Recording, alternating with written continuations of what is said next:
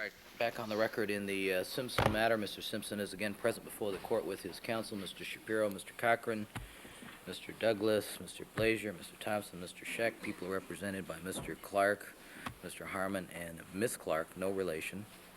Jury is not present.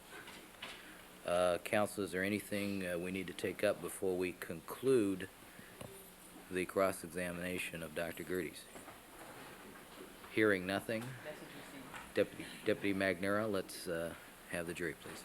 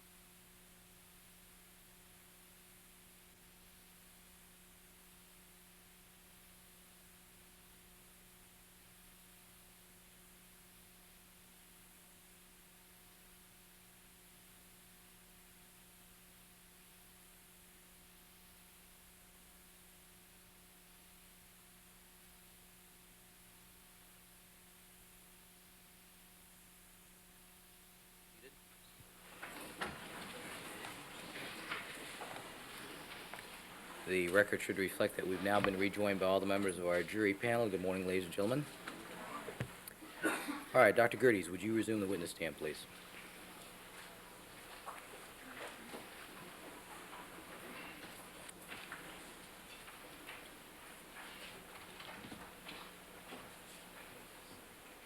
All right, good morning again, Doctor. Good morning. Doctor, sir, you were reminded you were still under oath, and Mr. Clarke, you may continue with your cross-examination.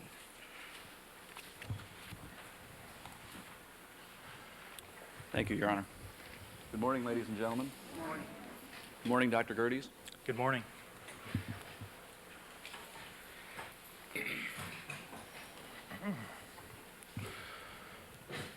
Dr. Gerdes, day before yesterday, you suggested that there might have been cross-contamination on various evidence items in this case, correct? Yes, I did. And you suggested that that cross-contamination that might have occurred during the extraction and evidence handling phase by Colin Yamauchi, correct? Overruled. I stated that it was consistent with that, yes. Now, those are two different steps in the process, correct? That is, sample handling and DNA extraction. Yes. Those two acts or events take place in different rooms at the Los Angeles Police Department, at the Los Angeles Police Department Crime Laboratory. They do. Where does the sample handling take place? That would be in the evidence handling room. Evidence processing room? Evidence processing room, yes. Or EPR, as it's sometimes referred to in this case? Yes. DNA extraction takes place where? That's in the serology laboratory. Now, Dr. Gerdes, you would agree, wouldn't you, that there is a way by tracing the history of samples and how they are processed and handled to eliminate one or both of those possibilities of cross-contamination, whether in sample handling or extraction, by looking at the history of a particular evidence sample? I'm not sure. No, I don't believe you can do that. I said that the two controls, to explain this, the two controls, the amplification water control tends to be a control for introduction of contamination at that stage. And that particular control allows you to differentiate from that stage on the process of copying the DNA and anything preceding that. Now, really isn't a good control to differentiate the first two steps, which is sample handling and sample extraction, at least in the laboratory. Now, the substrate control would allow you theoretically to determine if there was DNA introduction earlier. If, for instance, the substrate controls were contaminated and all of the reagent blanks were clean around the same time, that would be definite indication that the source or the time at which the contamination occurred would be at the crime scene. Dr. Gerdes, going back to my question, isn't there a way by tracing the history of a particular evidence sample to eliminate the possibility that cross-contamination occurred at one or both of those two stages? No, the problem is that when you get to the final process, the final typing strip, if you see an indication of DNA on that strip, you have some idea as to what stage it might have been incorporated, but there's no proof. Because basically, for instance, the extraction blank, if it were contaminated, that basically tells you that something occurred in the handling in the laboratory or in the extraction process. But if the substrate control was contaminated, that could be either because it was contaminated at the crime scene, or the reagents that were added to that substrate control at the lab introduced DNA. So Ask that the question again. Thank you. Dr. Gerdes, what I'm asking you is, isn't there a way by tracing the history of a sample that may eliminate one or both of those possibilities of cross-contamination during handling and or extraction? you can analyze the sequence of events, if that's what you're getting at. All right, Okay. so instead of the history of a sample, you prefer the term sequence of events. Yes. You're familiar with item number 48, one of the blood drops at Bundy, correct? Correct. Describe for us the sequence of events with regard to item number 48. Oh, okay. Item number 48, if I recall correctly, came in on the 13th of June, was handled at the processing room for drying. On the 14th of June, that particular item was processed at the same time as Mr. Simpson's reference sample and the Rockingham glove. Well, objection, move to strike the last portion of the answer. Overruled. Is that the entire history? Yes, and the sequence in which that occurred was that Mr. Simpson's blood sample was handled first, and then the Rockingham glove, and then the item 52, and I don't remember the exact sequence, I can look it up, but the other Bundy drops after that. Is that the entire sequence of events with respect to item number 48 and DNA testing? There were also substrate controls that were processed at the same time. Is And I that, left, that was done, that were done at that time as far as the cuttings. is that the entire DNA history of item number 48? No, at that point, that item was, and at this point I'll have to look at my notes. All right, would it refresh your recollection to look at your notes? Yes.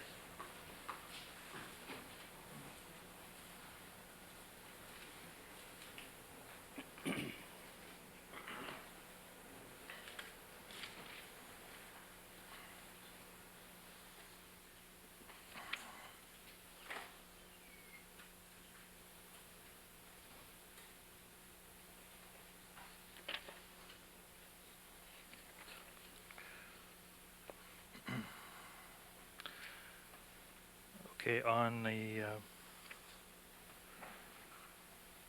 24th of June, the item 48 was mailed to Cellmark, And it was mailed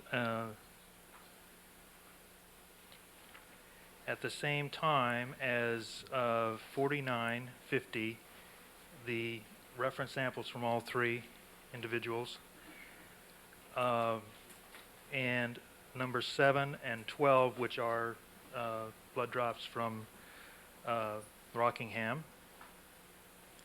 and item 47, 52, 56, and 78. Those items were mailed in a package from LAPD on 6/24/94 to Cellmark. Department of Justice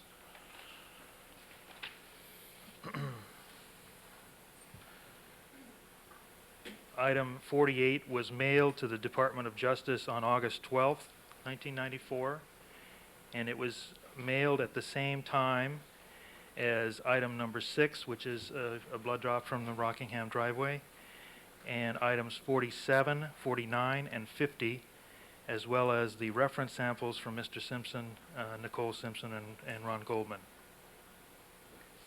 Is that the entire history of those samples as far as DNA testing is concerned, Doctor? They were then analyzed at those particular laboratories, and the substrate controls for those particular items for the Department of Justice, Well, I'm the sorry, Your Honor. substrate Objection. controls. Motion to strike. Sustained. Dr. Gerdes, with respect. Sustained. Sustained.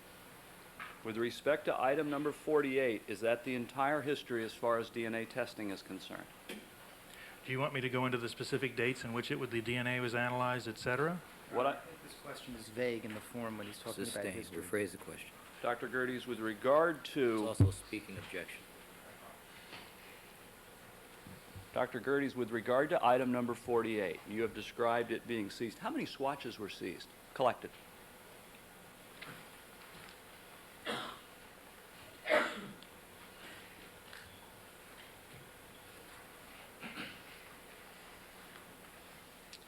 Well, I don't recall right off, and I apologize, but I only brought what I felt were critical items to, I mean, I have 2 file drawers full of data on this. I would have to look it up, and I don't have it with me. Okay.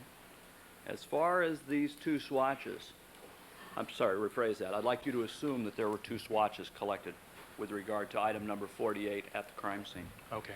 With regard to those swatches, what happened with... That hypothetical in terms of what was collected at Sustained. the crime scene. As far as what was collected from item number 48, how many swatches did in fact Colin Yamauchi deal with when he extracted DNA from it, from one or more of them?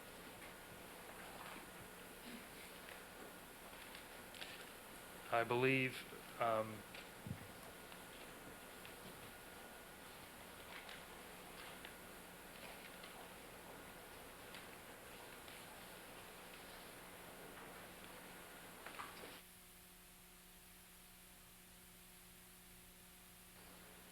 yeah, again, I don't have that record with me. I can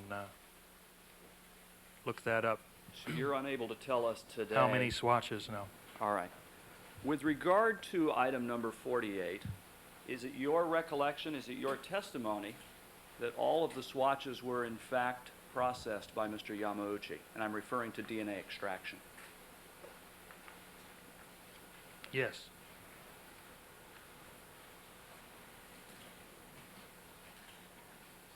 Incidentally, Dr. Gerdes, do you believe the number of swatches that are collected with respect to a particular stain is important? I believe it's important to keep track of how many there are, and it's important, it would be important if they are, the ideal situation would be to take those swatches and put them in separate bindles at the time of collection so that they're not handled. It's a- Objection, move to strike, non-responsive. Oral. Gas With- again. With regard to, Dr. Gerdes, these one or more swatches, it's your testimony Mr. Yamauchi extracted DNA from whatever was collected, whether it was 1 or if it was 2, he extracted from both of them. I'm sure he did not extract from all of the swatches that were collected. It's important to reserve some of that evidence, and I'm sure he did that. Wouldn't it be very important to know, in terms of your opinions about cross-contamination, whether or not he in fact did extract DNA from some of them, all of them, or none of them? It would be important in terms of whether he handled all of them. Well, wouldn't it be extremely important in terms of the potential of cross-contamination for you to know exactly how many of those swatches he took DNA from? It would be basically important in terms of, it's not important in terms of what I see on the typing results that have been reported. It is important in terms of the potential to go back at least to the stage in the lab and perhaps do further analysis. It still doesn't control for what happened before that, and it doesn't control for the fact that those swatches, it is my understanding that they were all handled, they were all packaged at the same time. It doesn't matter how many swatches there were there on that morning of, or on the evening of June 13th when they were packaged and bindled. Those items were all handled at the same time.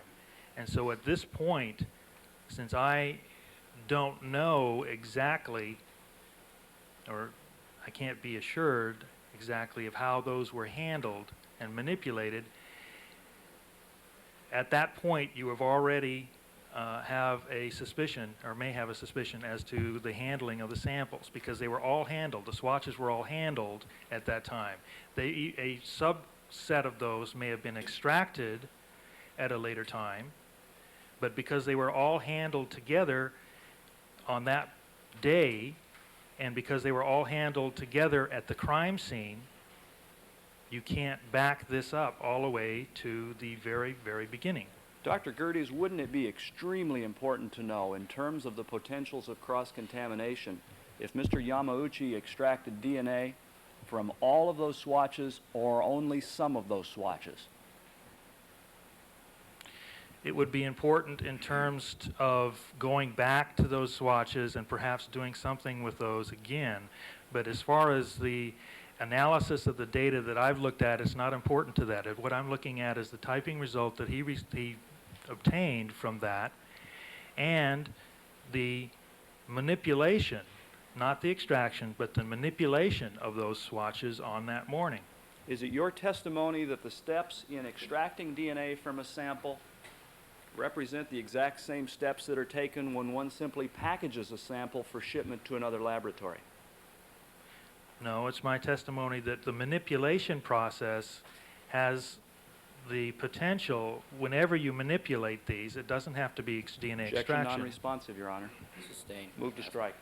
Answer stricken. Dr. Gerdes, what I'm asking you is, are the steps of extracting DNA from a swatch the same exact steps that are taken when a swatch is simply packaged for shipment to another laboratory?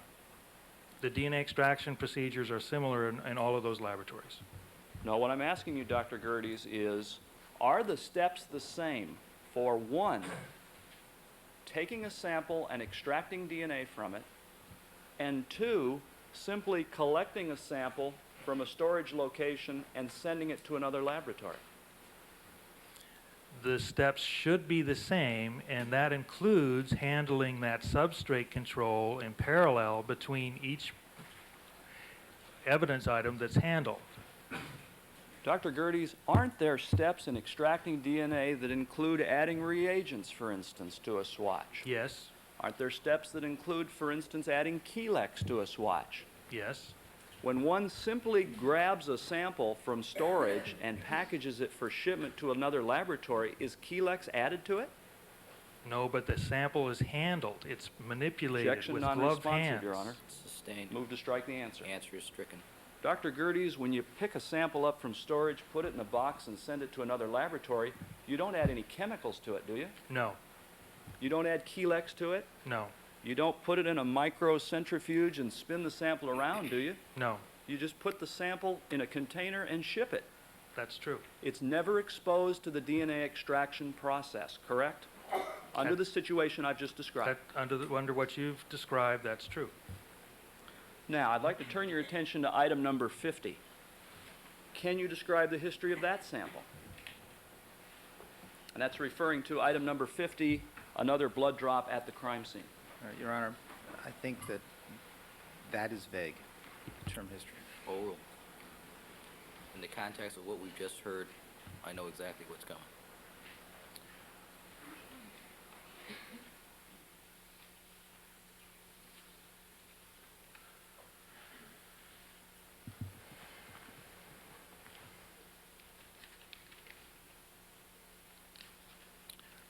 Item 50 was handled at that same, as far as manipulation of the swatches, on 6/13, if I recall. As far as bindling, then it was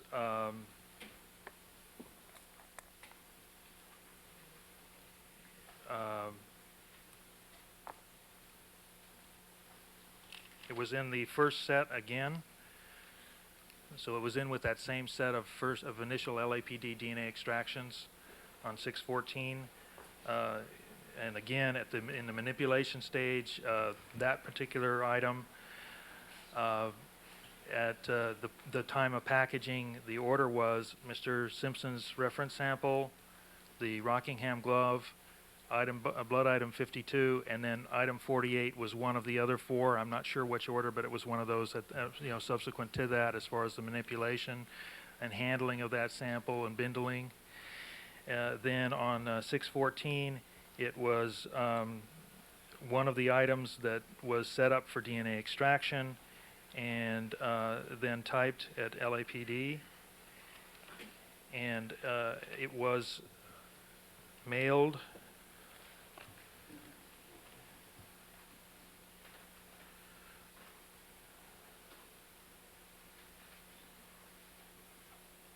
item 50, correct? Yes. It was mailed again on 6/24 to Cellmark. It was in that grouping that I mentioned earlier. And to the Department of Justice, it was mailed again on August 12th to the Department of Justice. Can you tell, first of all, is that the entire history of that sample as far as DNA testing is concerned? As far as its arrival at laboratories, of course, if you want to go into when it was extracted and so forth at each lab, that's not the entire history, but at that point then it was extracted and typed. In other words, when these items were received by other laboratories, there were steps taken to type those samples. Correct. How many samples were collected with regard to item number 50? How many swatches? Correct, I'm sorry, swatches. Again, I don't have that data sheet with me. With regard to item number 50, wouldn't it be important to know how many of the swatches collected were extracted for DNA by Colin Yamauchi? The form of the question. Overruled.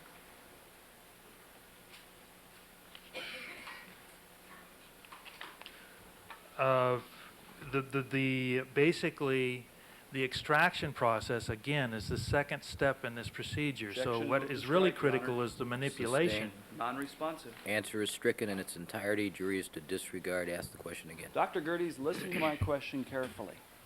As far as the potential of cross-contamination of this item that you described on your direct testimony, wouldn't it be important to know if Colin Yamauchi extracted DNA from all the swatches that were received or just some of them?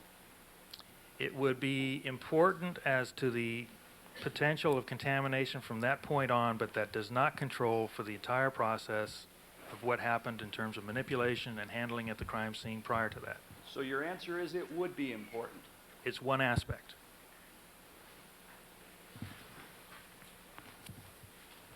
Dr. Gerdes, with regard to item number 52, that is another blood drop at Bundy, correct? Yes, Can you describe for us the history of that item? that's, I believe I already have. It's in that same exact sequence. All right. Can you tell us how many swatches were collected for item number 52? I don't have that information with me. As May the witness have papers to refresh his recollection? Do you have them to refresh his course. recollection? well, I'm sorry, Your Honor. I think That's true. I'm given the right to ask questions if I You may. are. Your Honor, Well, excuse my me, objection the to this objection. process, he says he doesn't Sit down. recollect. Sit down. Proceed. You don't recall independently how many swatches were collected for item number 52, correct? That's correct. With regard to that particular item, RFLP results were obtained by Cellmark, correct? That's correct. With regard to the potential of cross-contamination that you described 2 days ago, wouldn't it be important to know how many swatches of the ones that were collected were extracted by Colin Yamauchi for DNA? No. So item 52 is different from item 50? No, what I'm saying is that I tried to explain it, and that is that you basically doesn't matter how many swatches. Those swatches were all handled together. The number doesn't matter. Dr. Gerdes, isn't it true some of those swatches were never processed to extract DNA by Colin Yamauchi? They were all manipulated to be bindled. Dr. Gerdes, isn't it true not all of those swatches were extracted for their DNA content by Mr. Yamauchi? Again, it doesn't matter. Objection, move to strike. Ask the question for the third time. Doctor- Answer the question. Yes. Dr. Gerdes, isn't it true Colin Yamauchi did not extract DNA from all of those swatches from the Bundy blood drops? Some of those were extracted from different individuals at different labs. Colin Yamauchi didn't extract DNA from some of those samples, correct? Correct. Your Honor, I have a series of slides that I would ask to be marked as people's next in order. 564. Do you want the series as 564? Thank you. And I've previously shown them to counsel, and I would ask that the first one be displayed. Proceed.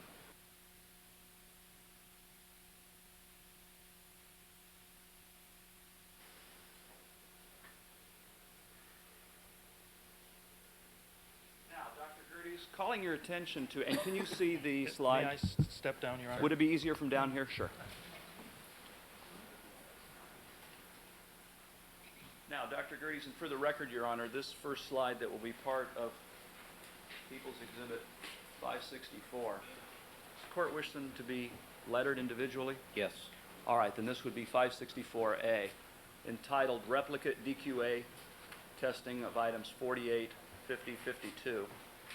And for purposes of describing this slide A, Dr. Gerdes, does it basically have what appear to be two symbols for a house or building, the bottom of which is labeled EPR and the notation to the left 613 drying? Yes, I see that. And then an arrow to an icon or symbol again labeled EPR, and to the left labeled 614 sampling. That's what it says. All right. Is it correct then that with regard to those three items, that they were in fact dried in the evidence processing room, or EPR, on June 13th? That drying process began. That's true.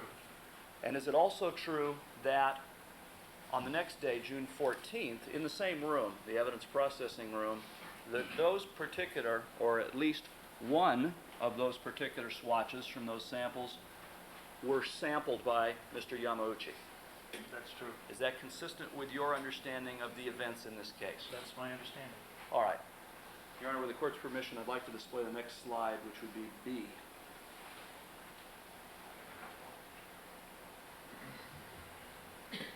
And B, for the record, contains a symbol. An additional icon marked serology. Thank you. Now, Dr. Gerdes, isn't it correct that from June 14th, and in particular from that portion of the samples from items 48, 50, and 52, which were sampled by Mr. Yamauchi, that they went into the serology section and DNA was extracted by Mr. Yamauchi?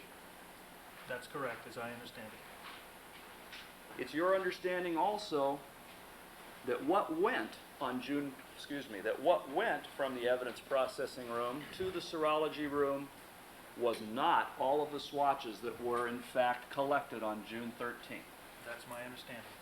All right, then if we could have what will be labeled Exhibit C, Slide C, which has added another symbol labeled Parker Center. Yes. Is it also correct that as part of the DNA typing process of portions of some of the swatches, that following the extraction of DNA, that DNA that had been extracted by Mr. Yamauchi was taken to Parker Center for the amplification portion of the test? That's true. And in fact, that amplification portion also includes the development of the strips so that results can be read, right? That's true. And even photography as well to record those results so that they can be reviewed later. That's true. Is this, in fact, Slide C, an accurate representation of the chain of events for a portion of some of the swatches of items 48, 50, and 52? It is. All right, Slide D then, with the court's permission. Yes. What this slide has added, Dr. Gerdes, is two symbols to the right of the June 14th sampling EPR symbol, which read ECU and serology, correct? That's what it says, yes. And it is true, is it not, that portions of the remaining swatches not sampled, not extracted by Colin Yamauchi, were sent to the evidence control unit? I believe that's true. Portions of those remaining portions were returned to the serology unit for purposes of shipment. Isn't that correct? On that date? No. As far as the date, I don't want you to assume that it was on June 14th that the Okay. sampling date At occurred. a later date, that's true. All right. Then, Your Honor, I believe it would be Slide E. You described, Dr. Gerdes, how, and I believe you described the date of June 24th, that, again, portions of the original swatches were sent to Cellmark, correct? That's correct. We're talking 48, 50, and 52 still, correct? And that would be true for items 40. Portions as opposed to swatches. Swatches. All right, Dr. Gerdes, what was sent as far as items 48, 50, and 52 to Cellmark that you described, I believe, on June 24th? They were swatches of those particular items. Those were not swatches that Colin Yamauchi had extracted DNA from, were they? They're not the same, the swatches he had extracted DNA from, no. All right, then Slide F, Your Honor. And I believe it could be characterized as including an arrow down from the symbol Cellmark to a circle containing DOJ. Is that a fair description, Doctor? Yes. With regard to item number 52, it is correct, is it not, that a swatch or swatches were sent from Cellmark to the Department of Justice for testing, correct? I believe that's true. And in fact were ultimately typed by the Department of Justice. Yes. Dr. Gerdes, with regard to those samples, and I'm referring to the swatches that were never extracted by Colin Yamauchi, they were never subjected to cross-contamination that you have described that can occur during the extraction of DNA process, correct? They were not subjected to that at that third step in the process. In other words, the swatches that went to Cellmark and the Department of Justice, and I'm referring now to the arrows that go right, as well as to Cellmark and DOJ, they were never subjected to any of those steps by Colin Yamauchi to remove DNA. Not at the extraction stage, but there are earlier stages. Objection, move to strike the answer, Your Honor, non-responsive. Sustained. Ask the question again.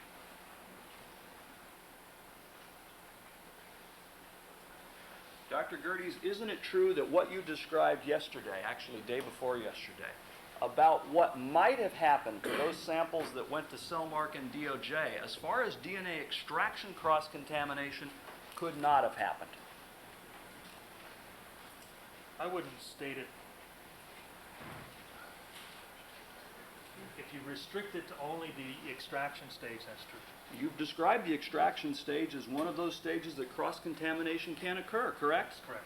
That could not have happened with the Cellmark and DOJ samples, correct? Not at the extraction stage. All right. Perhaps you could have a seat again, Doctor. Thank you.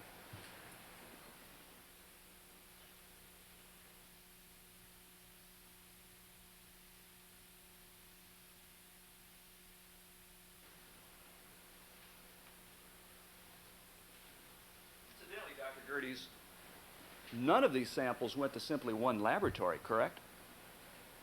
All of the all of the samples went to LAPD, went through LAPD first. Well, objection moved to strike. Non-responsive. Ask the question again. Dr. Gerdes, isn't it true that none of these samples were typed by one laboratory only? Of these 3 items you're talking about? Correct. They were all typed by more than one lab. They were typed by 3 different laboratories, correct? That's correct. And they were typed using swatches that weren't even typed by LAPD as far as Cellmark and DOJ. Could you repeat that? Sure. As far as the swatches typed by Cellmark and the Department of Justice, those swatches weren't even typed by the Los Angeles Police Department, correct? Those swatches? The individual swatches. The items were, the swatches weren't. Incidentally, as far as the results from items 48, 50, and 52, and I'm referring to the DNA results, they all could have come from Mr. Simpson, correct? In terms of what is reported as results? In Yes. terms of what was reported by the LAPD.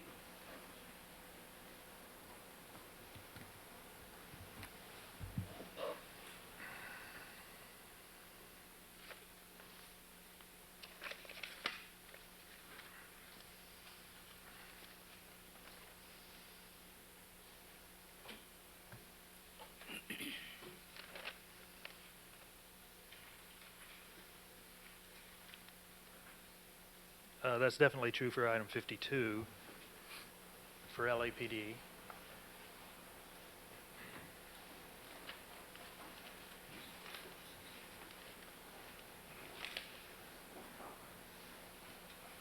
That's true for item 50.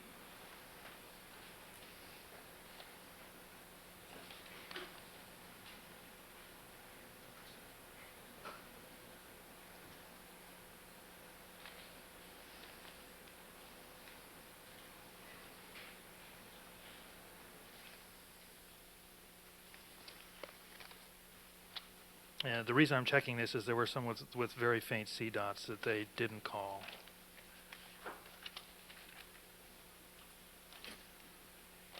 Yes, that is true for that 3rd item too. So items 48, 50, and 52 all revealed DNA results by the Los Angeles Police Department consistent with Mr. Simpson. Yes. As far as Cellmark was concerned, they tested all 3 items as well, didn't they? Yes, Those results were all consistent with Mr. Simpson, correct? they were. As far as items 48, 50, and 52 by Gary Sims and the Department of Justice, those results were all consistent with Mr. Simpson, correct? That's correct. Now, you suggested day before yesterday that there might have been cross-contamination of certain evidence items other than 48 through 52, correct? Yes. Dr. Gerdes, isn't it true there are evidence items in this case that were never even touched by Colin Yamauchi? The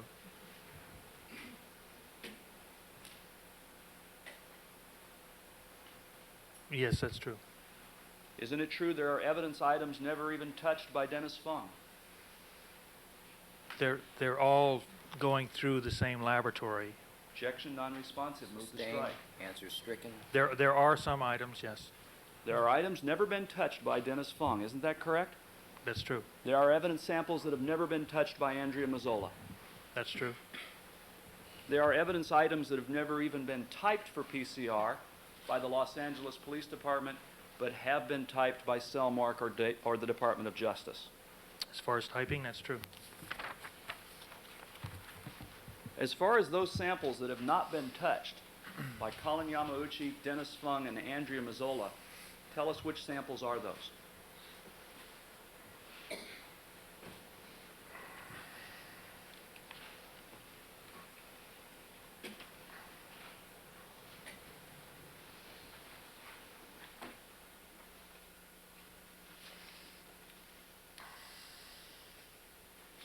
Again, I don't have my notes on that section of the chain of custody. And basically, I'm basing that on what I recall from their testimony. Okay, wouldn't it be important to know who touched certain items as far as collecting evidence, let's say, as far as the potential of cross-contamination? It might be important in terms of tracing it to a single individual, but basically, I didn't attempt to trace it to a single individual. It's traced to what the point is there is a from looking at any of those individuals and the record of the laboratory in terms of contamination, there is substantial risk, and I have no confidence. Objection, move to strike, non-responsive. Full rule. And so therefore, I did not No, that's- attempt. That's the end of the answer. Excuse me. Next question. Dr.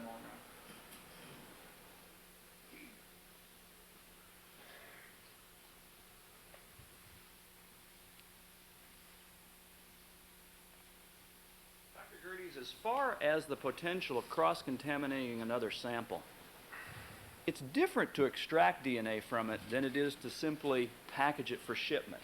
In terms of this risk of contamination, We've already asked that question. All right.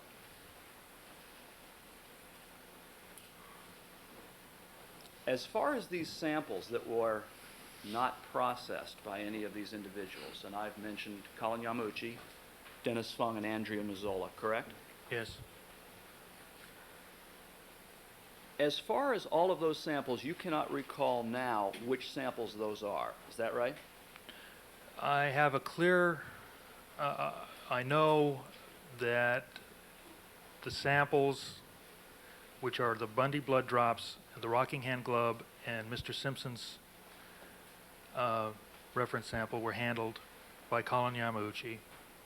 I have a definite, absolute, positive, I'm positive of that. As far as other samples such as the sock and perhaps some of the other items, I don't have as clear of a recollection of those. You discussed during your direct examination 3 items removed from the Bronco automobile, items number 303, 304, and 305. Do you recall that? I do. Can you describe for us the history of those items?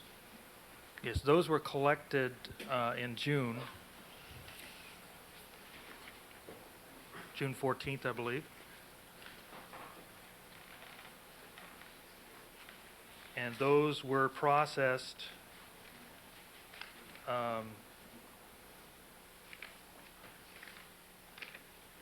and extracted on June 15th. Who collected those items, 303, 304, and 305? And I'm referring to collecting the bloodstains.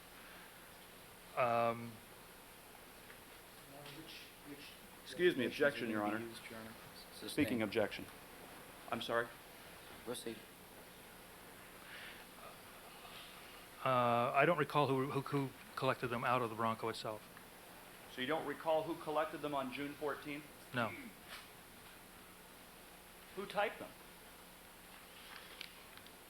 They were typed by Colin Yamauchi on the 15th of June. What were the results by Mr. Yamauchi from items 303, 304, and 305? 303?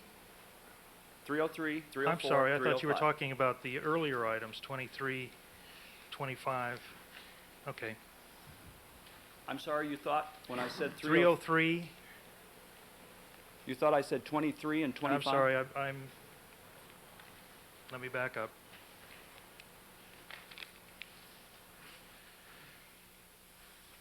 The items 303, those were collected in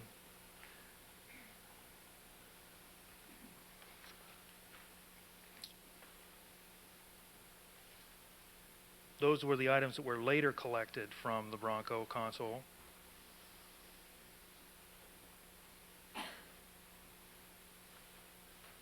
So those were the items that were collected at a later date. When were they collected? In, I believe it was in July. I don't recall the exact date. It's actually in August, isn't it? Or Dr. August, Gerdes? yes, July or August. So these three samples, 303, 304, and 305, were not collected in June of 1994. No, they were collected in July, They were or collected, August, excuse me.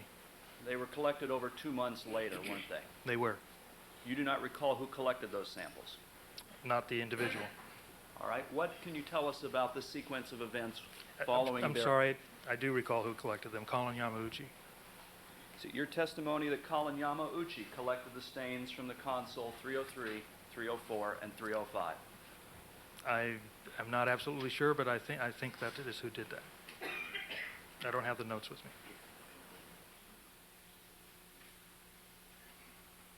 Dr. Gerdes, isn't it important to know who collected these items in view of your testimony about the potential of cross-contamination?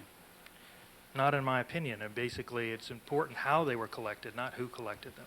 Isn't it true Michelle Kessler collected those samples? That may be. In your opinion, that makes no difference? It makes, I have observed the testimony of each of these individuals on their procedures as to how they collect items. In my opinion, none of the individuals are collecting these in a manner that a microbiologist would consider safe, and therefore I don't recall the details frequently on who did it. They're all equally risky. So it's your testimony that all of the individuals in this case and who have been involved in collecting evidence are all risky, as you've used the term. In terms of what they've described as their collection methods at the crime scene, yes. As far as 303, 304, and 305, what are the sequence of events after their collection?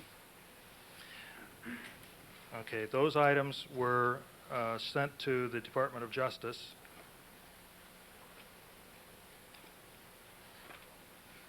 After being processed at the LAPD.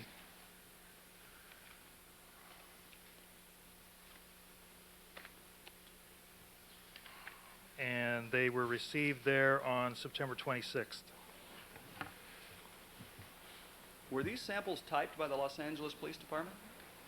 No, Did they have DNA extracted by the Los Angeles Police Department? no, Were they processed as far as any steps in preparation to extract DNA, for instance, in the serology section of the Los Angeles Police Department? they were processed in terms of bindling and packaging. Now, those samples were then typed, correct, by the Department of Justice? Correct. All right, Your Honor, I have a slide actually in the form of a copy to place on the Elmo that I'd ask be marked as the People's Next Exhibit in order, a copy of which I've provided to the defense. 565. 565.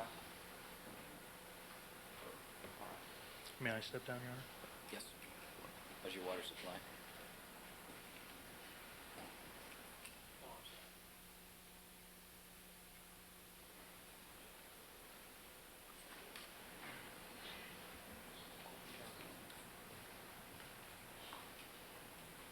All right, Dr. Gerdes, perhaps this item can be described as a title DNA testing of items 303, 304, 305, Bronco console? Yes. Is this something known as a flowchart? Yes, I think that would be a good description, flowchart. Now, the first box to the left, Dr. Gerdes, describes Bronco console removed during search. Is that Yes. correct? Yes. With a date of August 26, 1994? Yes. And to your, or from your review of the records, does that appear to be an accurate description of what occurred on that date? Yes. The flowchart then has a second box to the right labeled September 1, 94, and inside that box, swatches made from console and serology, correct? Yes. And does that in fact describe accurately what occurred with regard to items 303, 304, and 305? I believe that does, yes. Your only hesitation, is that right, is just as to the date? That's right. I didn't remember the date. The next box then shows swatches sent to Department of Justice 9/26/94. Is that right?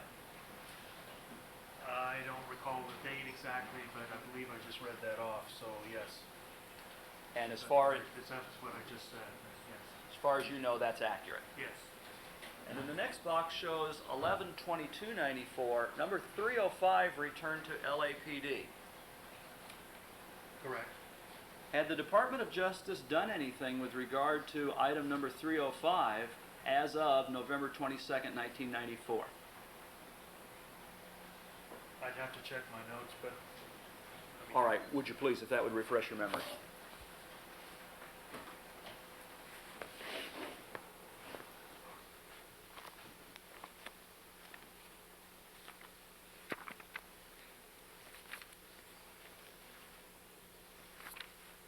Approach for a minute, there's something, On you have this to exhibit? discuss. What? You have to All discuss. right, with the court reporter, please.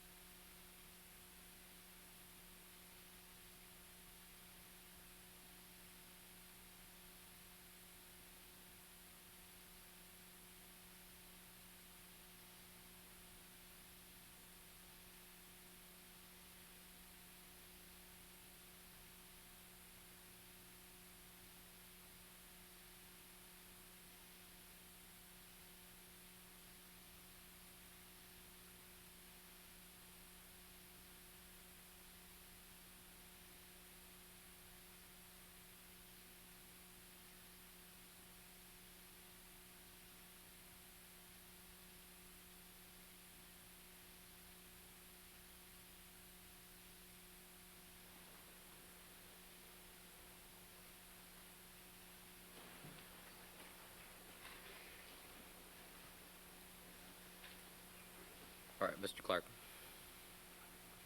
I think we're waiting for the witness to locate information.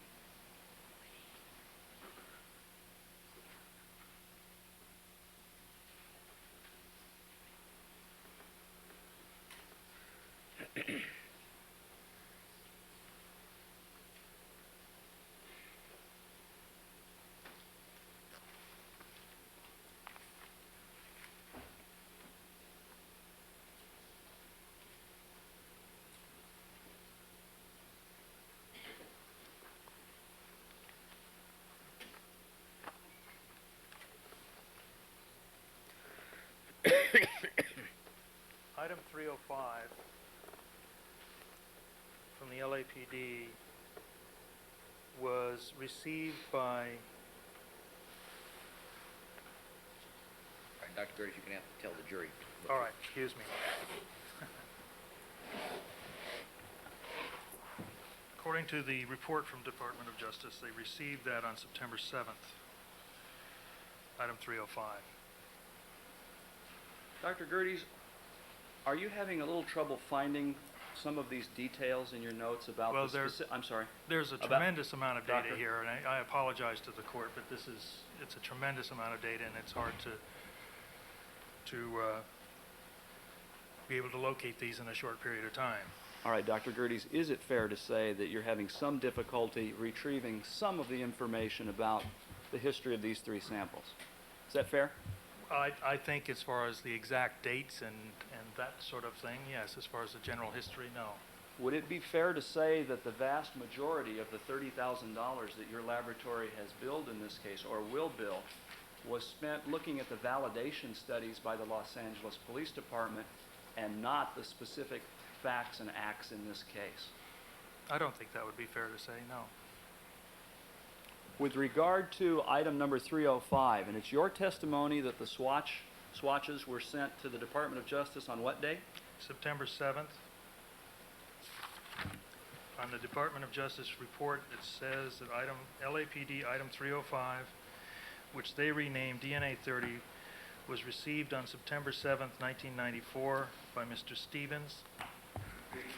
And I have a SlotBot result on that item on 9/23/94 by Renee Montgomery, and a D1S80 result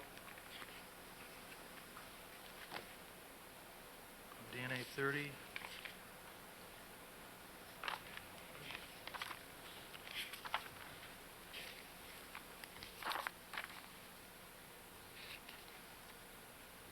On 10/17/94. All right. As far as the date, then, you believe instead of September 26th, it should be September 1st? September 7th. 7th, I'm sorry. As far as that item, after it was received at the Department of Justice, and you just described some DNA typing steps that were taken with regard to 305, correct? Correct. Did it or was it later returned, the remaining sample from 305, to the Los Angeles Police Department? As is reflected in the next box on the flow chart. I believe some of it was, yes. Did there also come a time, and the flow chart makes comes down, makes a left turn, and starts a second row, correct? Yes, I'll have to get down. If that would be easier, that's fine. And what's noted is the date March 9th, 1995, number 305 returned to DOJ. Is that right? Yes. And is that, in fact, an accurate description of what occurred? I believe so. There's then a notation on the same date that all items were returned to LAPD. Is that correct? Sometime they did that. I'm not sure of that date. Okay. You're just not sure of the date of March 9th, but in fact, 303, 304, and 305 were returned to the Los Angeles Police Department, correct? Correct.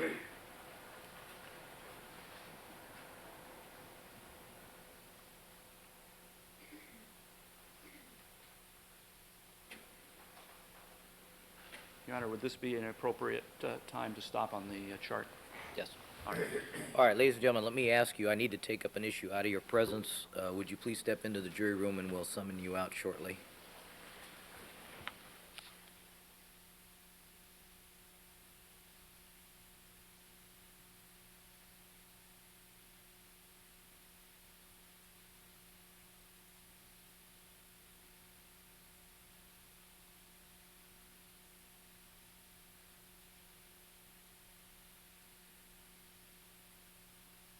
The record should reflect that all the jurors have withdrawn from the courtroom.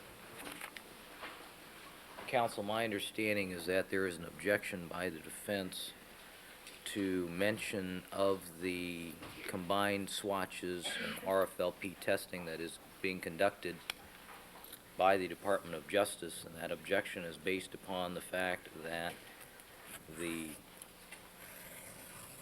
defense has all along asked for permission for access to those swatches to do its own testing, that these swatches have continuously been in the possession of the prosecution or their testing agencies and not available to the defense for their own testing, that months ago, and I don't recollect the specific date, the court gave the prosecution permission to continue their testing as to these items 303, 304, and 305, the Bronco console swatches that were taken in August.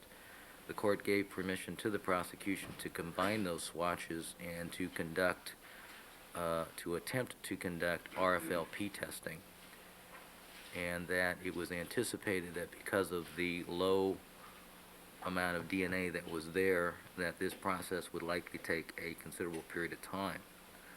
My understanding is that there is a defense objection because the Department of Justice, despite the court's permission, did not actually commence this testing for a significant period of time, approaching 2 months. And that this result, the RFLP results, are therefore not appropriate to be presented by the prosecution in their case in chief. One, because obviously they have concluded their case in chief, and two, because of the unexplained and unjustified delay in the starting of the RFLP testing. Is that my understanding of your argument? Well, that's the beginning of it, but the full thrust of it is this, and it's a simple one I think we can resolve at the moment, and that is that whether or not this evidence, and first of all, there's no results reported. So we're talking only about a process that's ongoing. Whether or not these results would be admissible in the prosecution's rebuttal case is a question which I'm certain the court had agreed and the parties had agreed would be dealt with at that time. In fact, I think your words were, this is a problem I don't have to deal with yet. And the results aren't even here yet. It was my mistake that yesterday, this was not, they gave us copies, Xerox copies of all the charts except for these last two flow charts. And when I looked at the flow charts, I actually pointed out to Mr. Harmon that on another one concerning the carpet, they'd made a mistake on a date.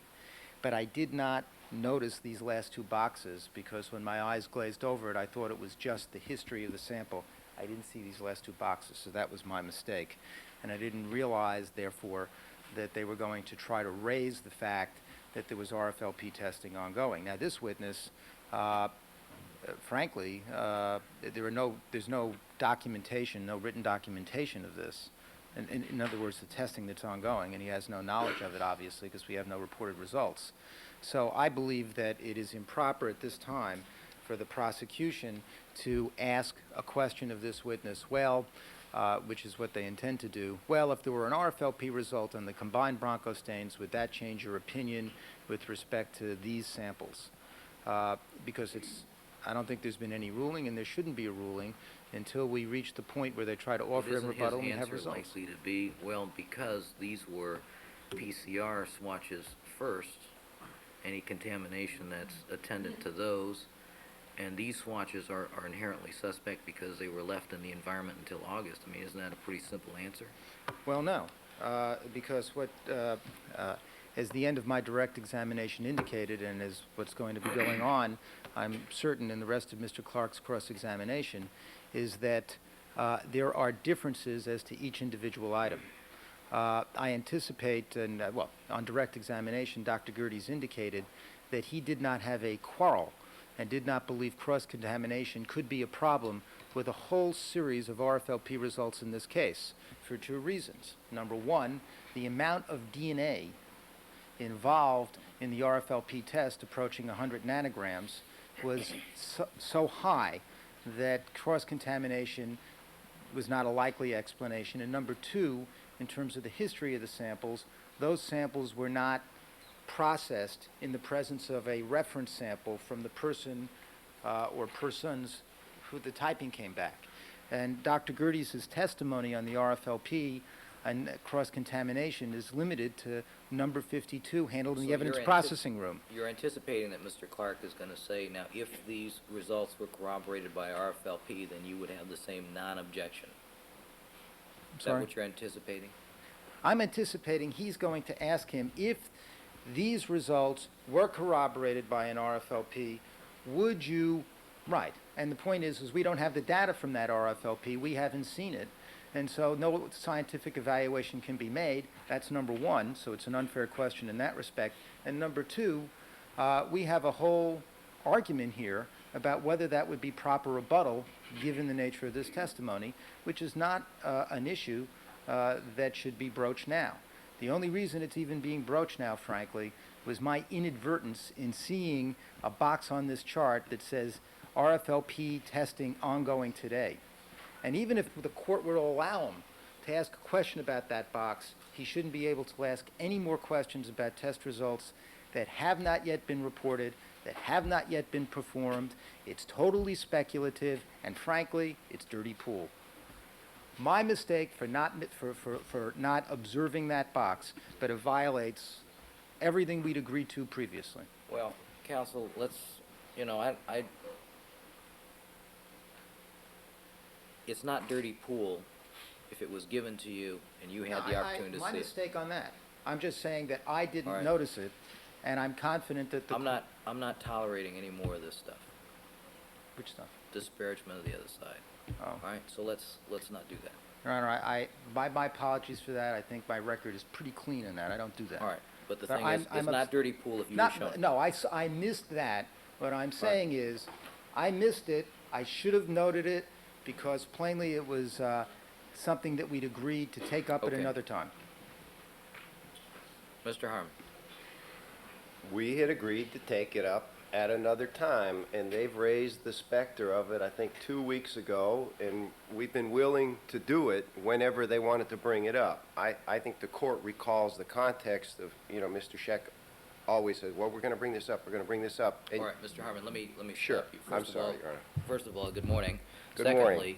Secondly, what is the status of the RFLP testing at I DOJ? probably should have told you that. That would be nice to know. Apologize. We have now produced a 3-probe RFLP match, which shows a mixture which is consistent with the blood of the defendant, Mr. Simpson, and the blood of Ronald Goldman.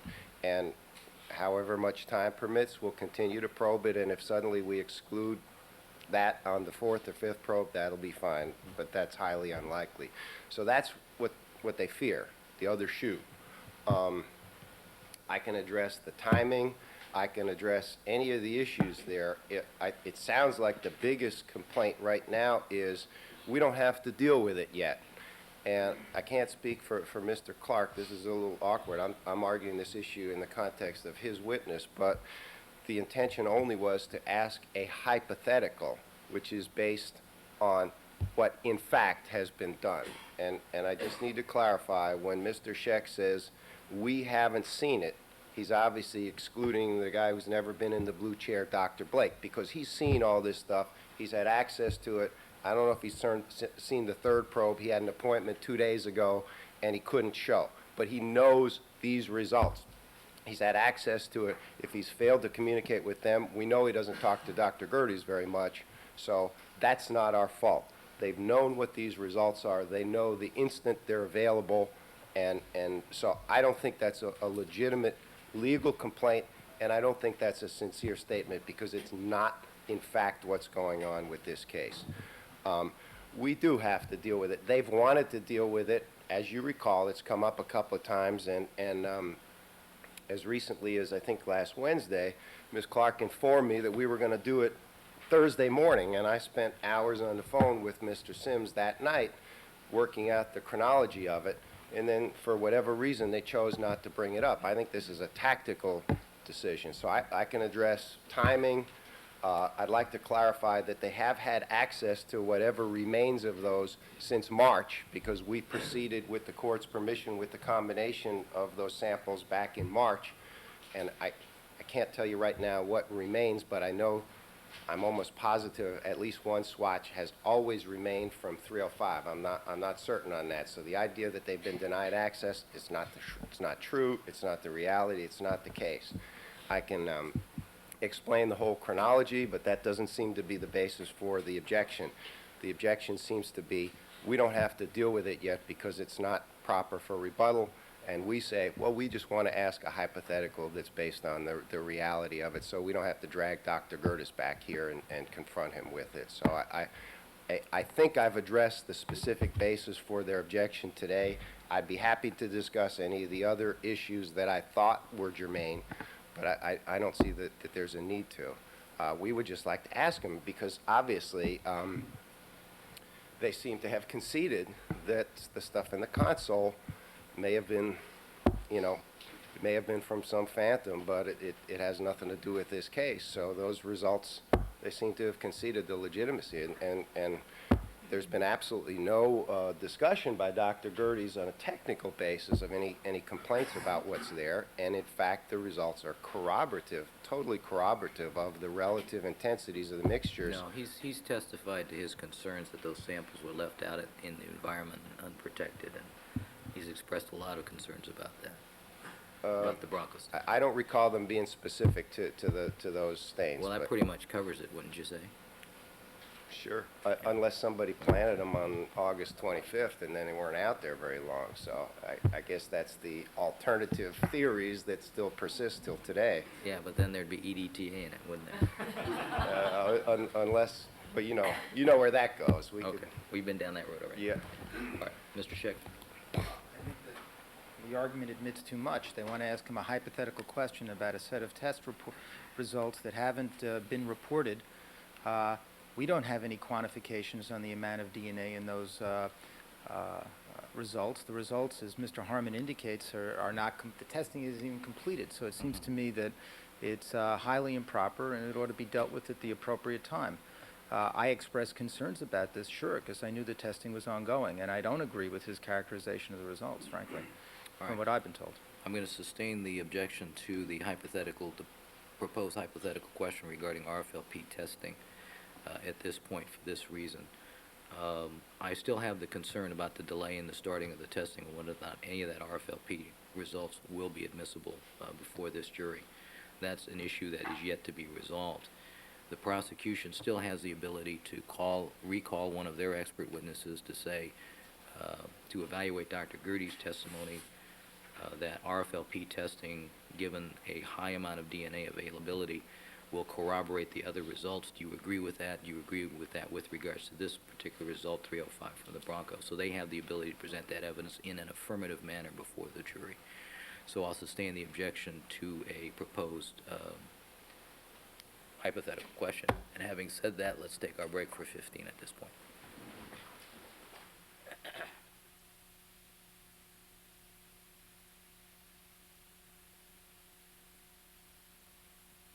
All right, back on the record in the Simpson matter. All parties are again present. All right, Deputy Magnera, let's have the jury, please. And Doctor, why don't you come on up and save a little time here.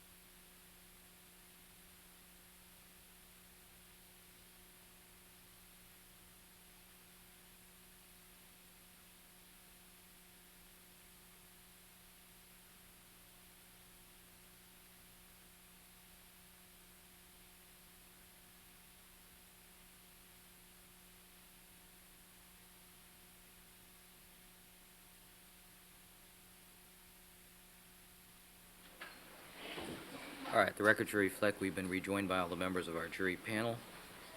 Dr. John Gerdes is on the witness stand undergoing cross-examination by Mr. Clarke. Mr. Clarke, you may continue. Thank you, Your Honor. Morning again, ladies and gentlemen. Dr. Gerdes, day before yesterday, you criticized the results from the console of the Bronco, items number 30 and 31, correct? Correct.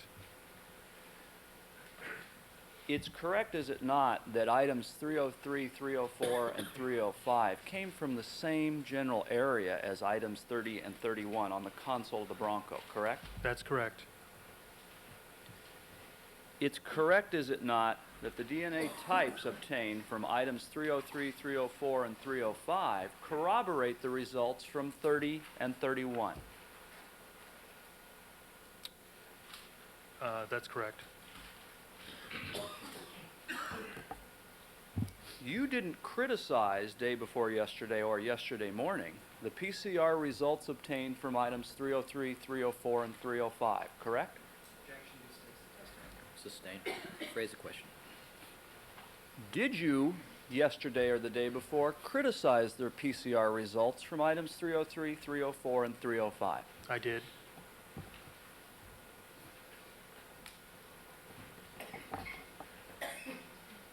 Incidentally, with regard to these validation strips, approximately how many did you look at? And I'm referring to not the case-specific results in this case, but the LAPD PCR strips. The Approximately. validation strips, how many did I look at? Approximately. 1,069. So a little over A 1,000. little over 1,000. You looked at each of those individual strips. I did. You looked at them carefully. Yes. You would look at, for instance, the results reported by the Los Angeles Police Department analysts in those strips. Yes. You would look at each of the individual strips, and you would look, well, you look at each of the individual strips, right? That's correct. And you would look at each of the individual probes on each strip, is that right? Each of the probes, meaning the dot Yes. signals, yes. And you would look carefully at each of those individual dot locations, Yes. because you were looking to see if there was no dot indicated, right? Correct. And you were looking to see if there was, for instance, a bright dot on a particular probe, bright signal. I basically only determined if I saw something as indicated on that or not. I didn't try to look at intensities. Well, you did in fact look at intensities on each of those strips, didn't you? No, I simply looked at whether or not there was something present there that should not. First of all, I looked at the typing result and then determined, these are on, I assume you're talking about the known reference samples or exemplars. On those particular cases, I would simply look at it, the typing result, and then determine if there was human DNA, extra human DNA that would indicate another type there, and that would mean any indication of a signal, faint or dark. Well, isn't it true that with regard to all of these strips, whether they're from a known person, an evidence sample, a proficiency test, that intensity is very important to look at?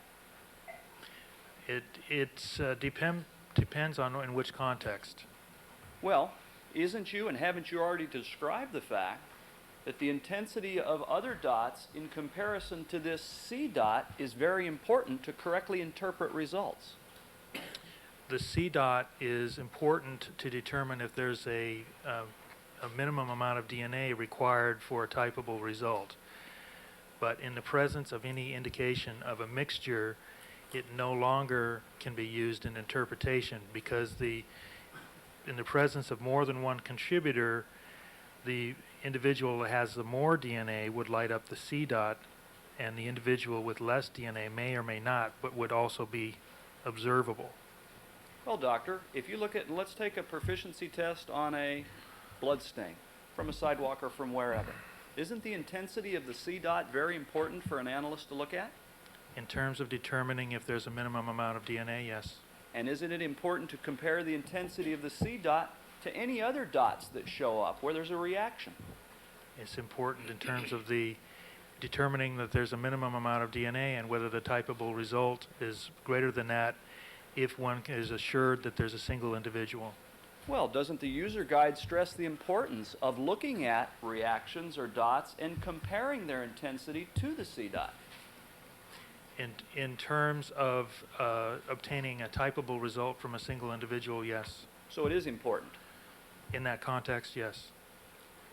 How many dots or probe, in other words, how many different dots can there be on a sample if all the dots lit up? Well, there would be the 1.1, 1.2, 1.3, the 2, 3, 4, the C dot, the 1.1, 1.2, 1.3 dot, and the all but 1.3. So that's, what is it, 8? Isn't there another dot that's the 1 dot? Yeah, excuse me, I forgot the 1 dot. Is that, I'm sorry, perhaps... 9, 9 dots? yes. If you looked at over 1,000 samples, you had to look at approximately 10,000 dots, didn't you? Yes, And did you look at those dots carefully? I did. Did you do it in any particular location? I did it in numerous locations. So you did it a number of different times for each sample, is that right? I did. So you looked, would it be fair to say you looked at, what, at least 20,000 dots? If you did them each more than once? I believe I looked at those at least 4 times. So you looked at least 40,000 different dots. That's correct.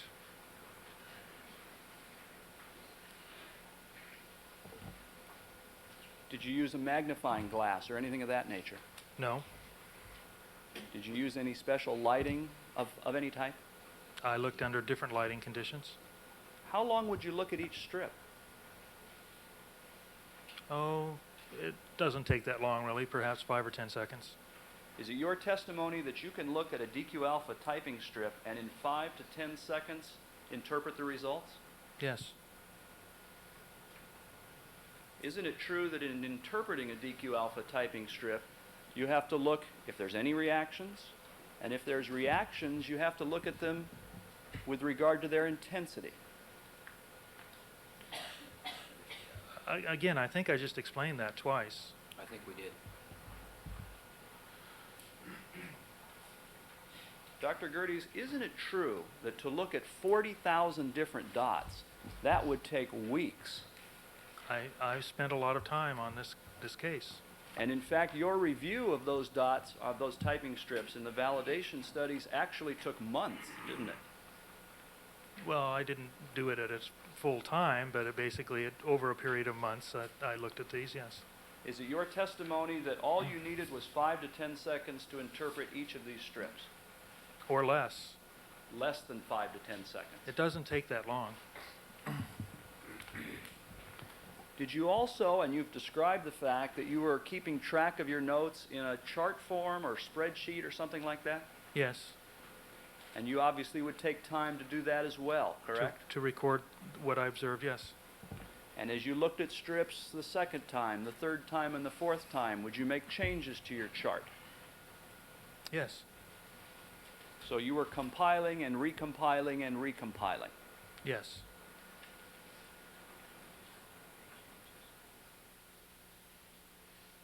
Incidentally, when you made changes, does that mean there were mistakes that you made before that? Not necessarily. Were there any instances in which you found that you had made mistakes in your chart?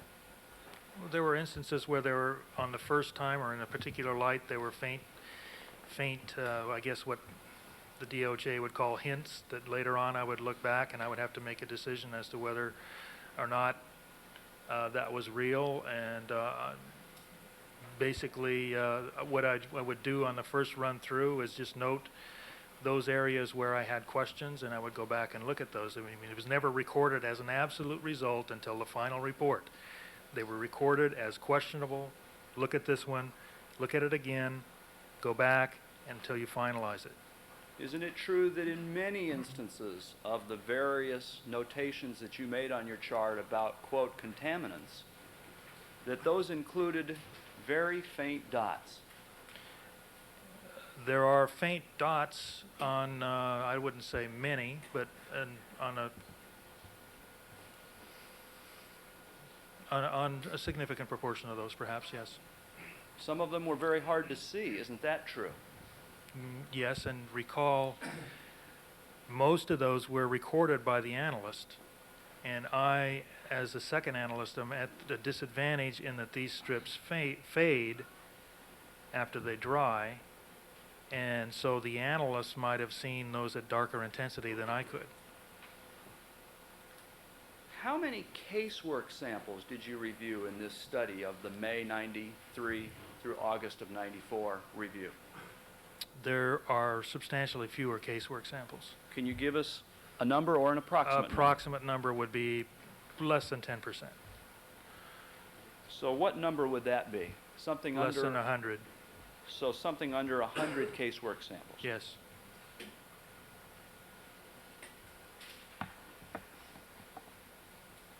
Of the number of casework samples that you looked at, how many did you determine, in your opinion, showed contamination?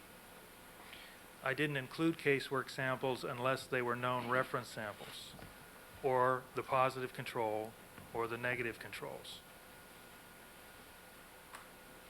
Is it your testimony that you can't determine from a casework sample whether or not there's contamination present? That's true, because I don't know where that sample came from or what conditions it was collected, under which conditions it was collected, so it would be unfair to count those because it's not defined as having come from a single individual. So is it true that any casework sample you cannot conclude there was contamination because you don't know the history of the sample? It is true on those samples that are recorded as being evidence items. It's not Samples- true on the negative control or the extraction, or the reagent blank, or the positive control, or items that were defined as being reference samples from a given individual. The samples tested in this case were evidence samples, correct? Yes, And they were known samples from known individuals. yes, And then there were a series of controls you previously described, correct? that's correct. All right, Your Honor, I have two photographs that I'd ask to be marked as next two exhibits.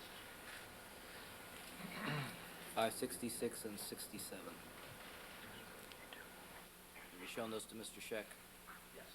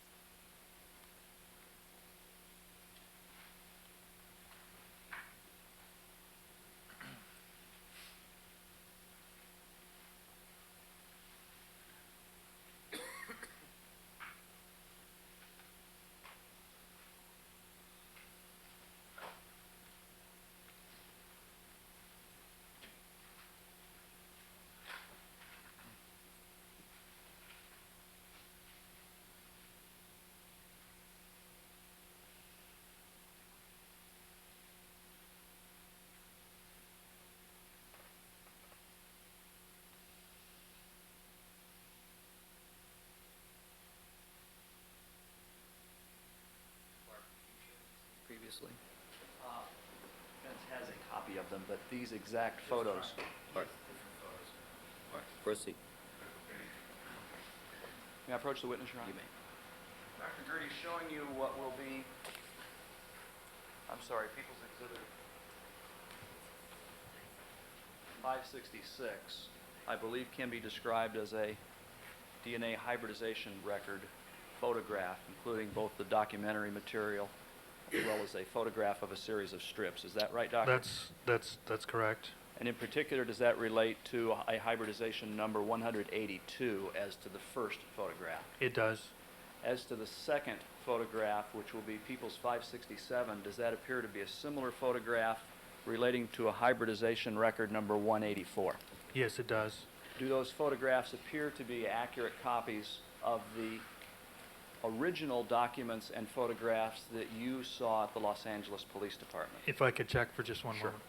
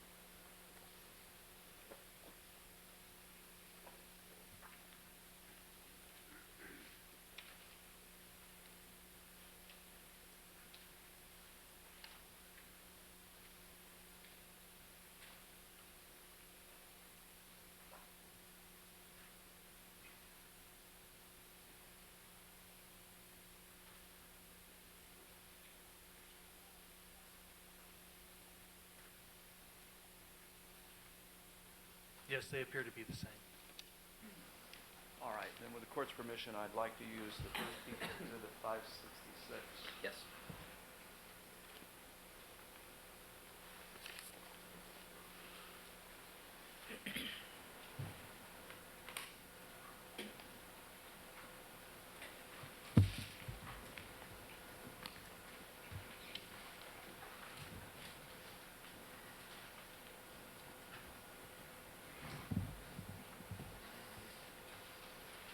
Now, just while we're at abroad, and Doctor, would it be easier for you at the witness stand, or would it be easier for you to come down to see the what's projected, or to operate from the I sheet? believe if I can operate from my photo, it'll be, if I have to go back to the table to look at my recordings, maybe that would be best here at the moment. That's fine. Now, just in terms of this exhibit, People's 566, this is hybridization record number 182. Can't read. I can't Perhaps read the monitor, zoom but in just on the upper right-hand corner. Actually, zoom in on the very top of the document.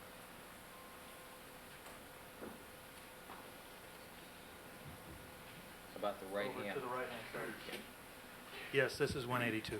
And this is a series of 8 strips that were run on May 6, 1994? Yes, And is this one of the, as we've used the term, validation studies that you looked at as part of your review? these are some of the samples I've looked at, yes. The analyst in this case, or at least in the instance of these 8 samples, was Colin Yamauchi, That's correct. and the confirming analyst was Aaron Riley. That's correct. Now, is it correct that none of these were casework samples? No, that's correct. You identified in this particular set of 8 samples, 2 samples as containing contamination. Is that right?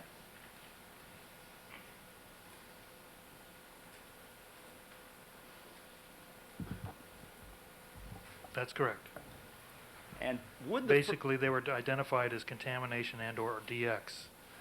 and that was, in your opinion, the result, that is, these reactions of either contamination or this DX gene activity. In this specific instance, again, these are one dot. They contain a one dot, so this is one of those cases where you can't tell.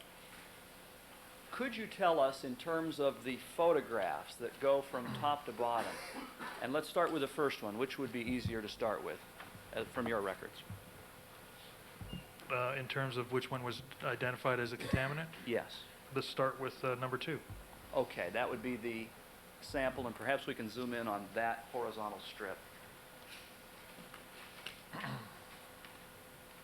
fact, I don't know if you can tell, Doctor, but in terms of talking about both samples, is this zooming point going to be enough to be able to describe both samples that you have offered opinions about? Yes, All right. Now, the second sample down is labeled off to the far right 52-2, yes, and the analyst noted a particular result with that sample. Is that right? that's correct. What did the analyst note? A 1.2, 1.2. And then there's a notation that's difficult to read, but it says with 1.1 very faint. Okay, is that actually written by the analyst off to the far right? It is. Perhaps if we could just show that off to the right of that sample, I'm sorry, by going down into the written portion, the results are actually written in. Isn't that right, Doctor? That's correct.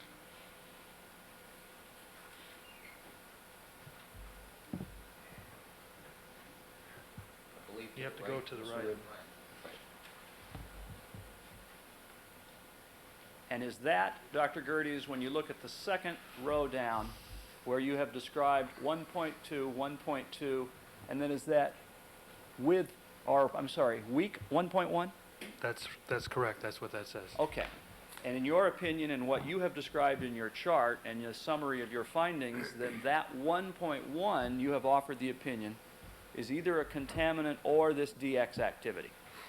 That's correct. You can see it on the photograph. It was recorded by the analyst. It's an additional allele compared to what the analyst has recorded, And in and fa- therefore represents, either DX or a contaminant. And this is because you know the sample's type is a 1.2, 1.2, right? It's from a known person? That's correct. All right, It's if we from a could- known, this was a proficiency testing, and that was the correct type that it should be. All right, if we could then zoom in on the strip as we had it previously. And what I'm going to ask you to do when we reach that point, Dr. Gerdes, and perhaps we can use the arrows to actually locate the arrow next to the dot on the sample, the second sample down, where you concluded that there was an additional 1.1 contaminant or DX gene activity. Do you want me to do that? Well, would it, Just- let's see if we can just place it while you're Okay. there. If we Okay. take the arrow and go to the left, or go off the screen.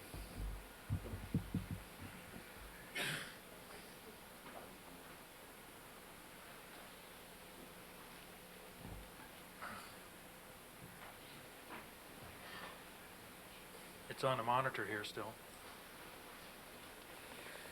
I think we just lost our projection.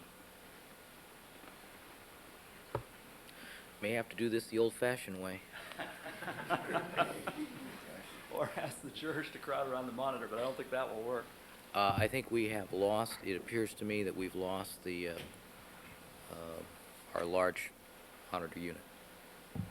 Matt? Yes.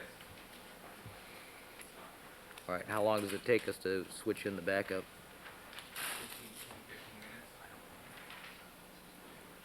15 minutes. Mr. Clarke, what's your pleasure? I would prefer to continue on based on the foundation I've already laid, rather than interrupt this topic. All right, proceed. All right, I do have a monitor here in front of juror number one that is still working, is that correct? Matt, how long is the cable on the monitor in front of number one? About 50 feet. I can move it. It's a large monitor, it's 20-inch monitor, as I recollect. 21. May I make a suggestion? I'll proceed if I can do it the old-fashioned way and have the witness place an arrow on the exhibit and then pass it to the jury. Be my guest.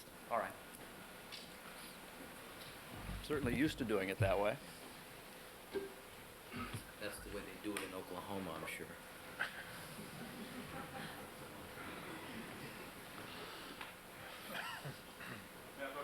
You may. All right, Dr. Gerdes, on what I believe is People's Exhibit 566, if you would, and you need perhaps you can use a fine. Yeah, fine I don't pen. have a fine pen here. I have a felt tip fine point with that. Have a regular pen or? Regular Felt pen's tip would be fine. good, I think. And with regard to that 1.1 allele on that second sample down, in fact, is that sample labeled 52-2? Yes, it is. Okay. Could you place an arrow, and if it's possible to do that without interrupting any other of the results, to point out the 1.1 dot where it's located on that sample? And would a circle around it be That easier? would be fine. Okay.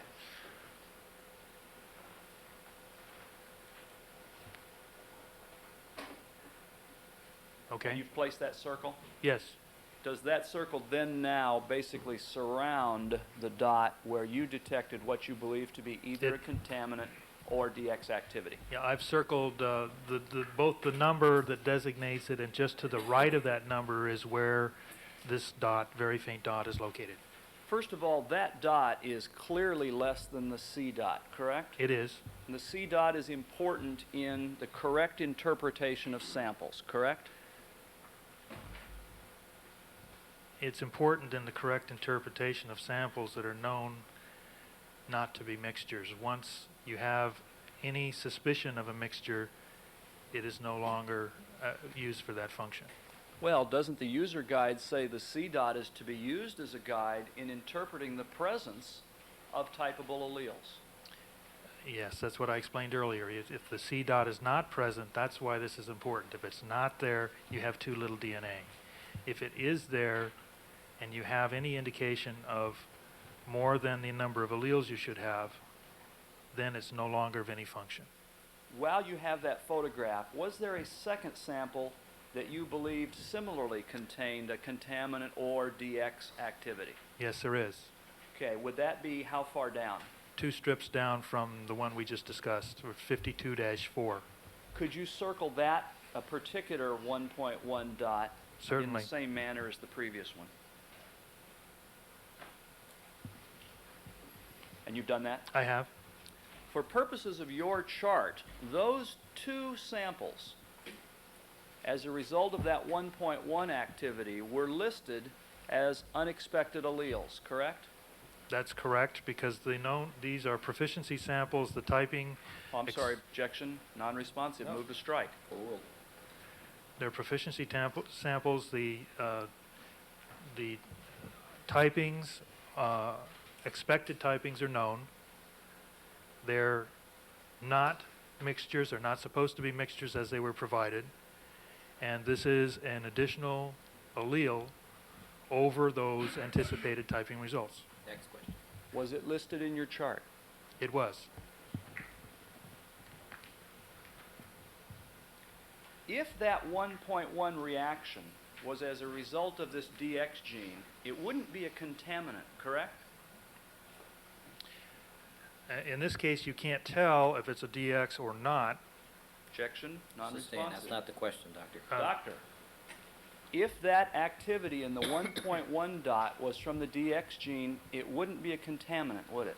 That's correct. If that 1.1 dot was the result of cross-hybridization because of the presence of the 1.2 allele, then that activity would not be from a contaminant, correct?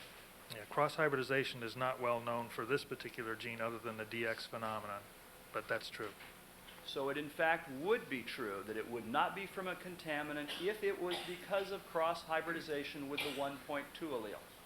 That's another explanation for this particular allele. And in fact, this cross-hybridization is described in the user guide, correct? It's described in the presence of high levels of DNA, yes. It's described in the package insert, isn't it? Yes, it is. And it's described in the scientific literature about DQ alpha typing. Yes.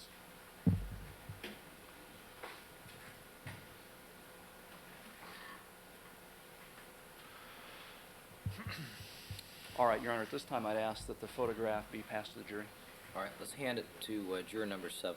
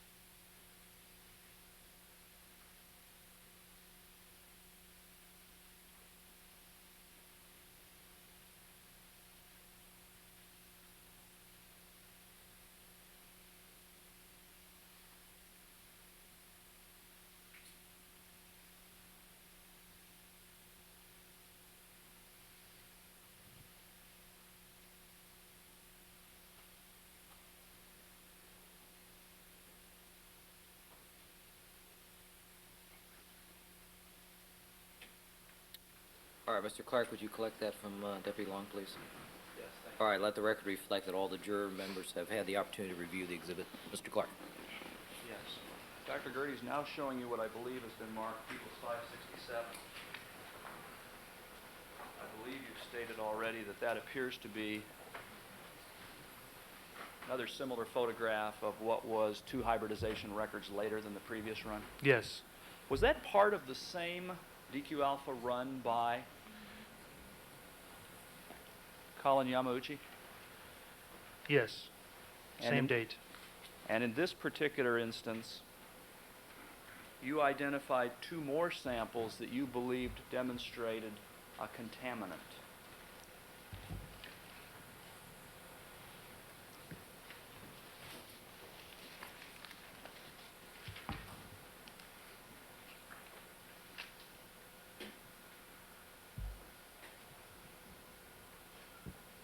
Yes, 52-20 and 52-22, which is the 4th strip down and the 6th strip down. Okay, and you've used the identifier 52-20 to describe. Yeah, basically you could use lane 4 and lane 6. Okay. You concluded from that run, and again, this is a series of non-casework samples. Yes, that's correct. They're all standards. Let's or, start. or proficiency. Let's start with 52-20. The actual type called by the analyst is a 1.2, 2. Yes. You agree with that typing? Yes. That was a correct typing? Yes. You also, as a result of your review of all of these strips, concluded that in your opinion, there were 2 other alleles present that you felt were contamination. On that particular strip, yes. And what alleles were those? The 1.1 and the 1.3 are visible on that strip. Could you then, with the pen, circle those 2 alleles, the 1.1 and the 1.3 that you felt were contaminants, as you did with the previous photo? On 52-20? Yes. Okay.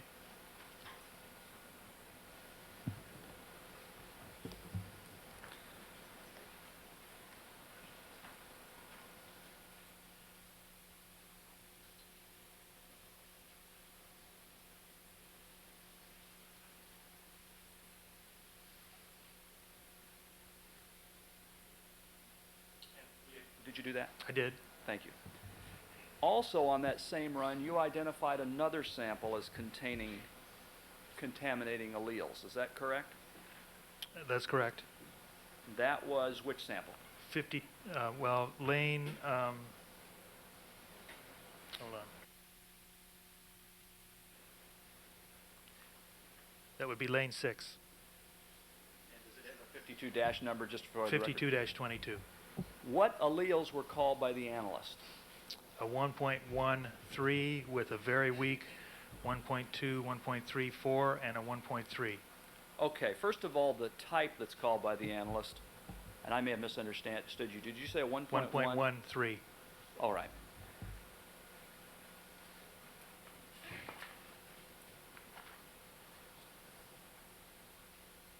And then you also described the analyst made some notations about some other dots. Yes. It's noted very weak 1.2, 1.34. That's that dot that detects all of those, and a 1.3. Okay, just to be clear, when the analyst wrote down very weak 1.2, 3, and 4, the analyst wasn't noting that the analyst saw a very weak 1.2, a very weak 3, and a very weak 4. No, that's one dot. That's that dot that you see all 3 of those on that one dot. So the analyst was really noting, this is a dot that I saw a very weak pattern, Correct. not that I saw a very weak of those 3 individual alleles. That's correct. Did the analyst make any other notation? No. Well, the 1.3, which I discussed earlier, yes. All right. As far as your review and the opinions that you offered as a result of reviewing that strip, did you then conclude that there were contaminating alleles? Yes, this is a standard. It should only have the 2 types, and it has these additional dots. And the additional alleles were what? They would be consistent with a 1.2 and a 1.3. Now, those alleles, 1.2 and 1.3, were clearly less than the C dot, correct? Yes, they are. As far as the call on the sample by the analyst, do you agree with the call of the actual typing results? Yes. The typing results of 1.1 and 3 were called correctly by the analyst, is that right? That's true. With regard to, and you described the fact that this sample, the person actually has the 1.1 allele, correct? Yes. If the reaction in the 1.2, and again, the 1.2 is a very close probe to the 1.1, right? There's a single base pair difference. If the 1.2 reaction were as a result of cross-hybridization, it would not be a contaminant, correct? That phenomenon is not reported to be a problem with that particular dot, but Objection non-responsive, theoretically, Your yes. Honor. So the answer is yes? Yes, but it's not been reported to be a problem on that dot. When you say it's not recorded to be a problem, what do you mean? In laboratories, the number of laboratories I've looked at, and in the literature, there's no report that the 1.2 cross-hybridizes. Dr. Gerdes, isn't it true the scientific literature does describe cross-hybridization of all of the 1 subtypes, 1.1, 1.2, and 1.3? As far as what's observed in laboratories, the 1.1 and the 1.3 are observed. Objection non-responsive, Your Honor. Sustained. Dr. Gerdes, doesn't the scientific literature describe cross-hybridization between all 3 of the 1 subtypes, 1.1, 1.2, and 1.3? I don't believe so. If the 1.3 allele, and we discussed just the 1.2 at this point, correct? That's correct. If the 1.3 allele were from cross-hybridization, it would not be a contaminant, correct? That's true. All right, Your Honor, then with the court's permission, I'd like this particular photograph be passed to the jury. Would you like me to mark those dots? Oh, I'm sorry. Yes, please, Doctor. Okay.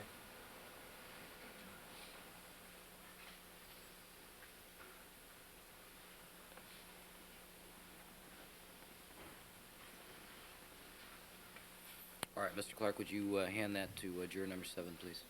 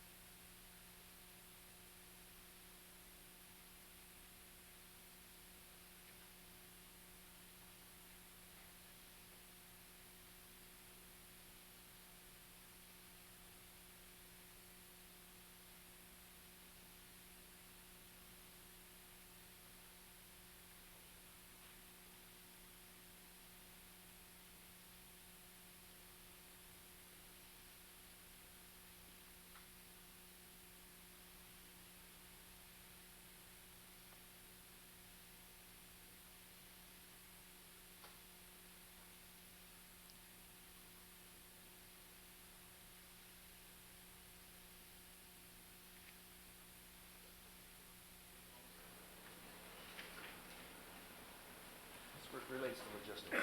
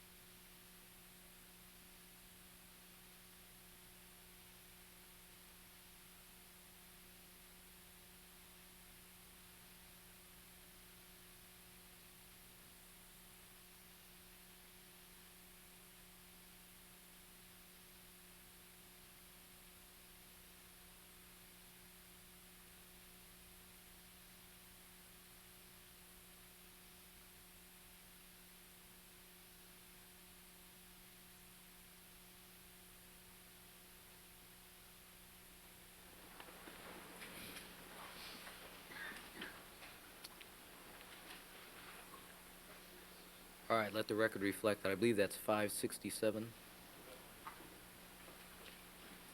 Mr. Clarke, that's 567? Yes.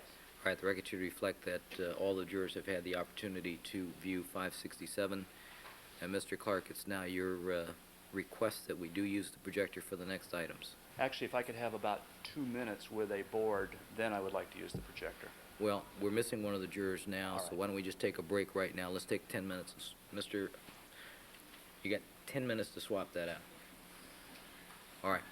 All right, let me have the jurors step back in the jury room. We're going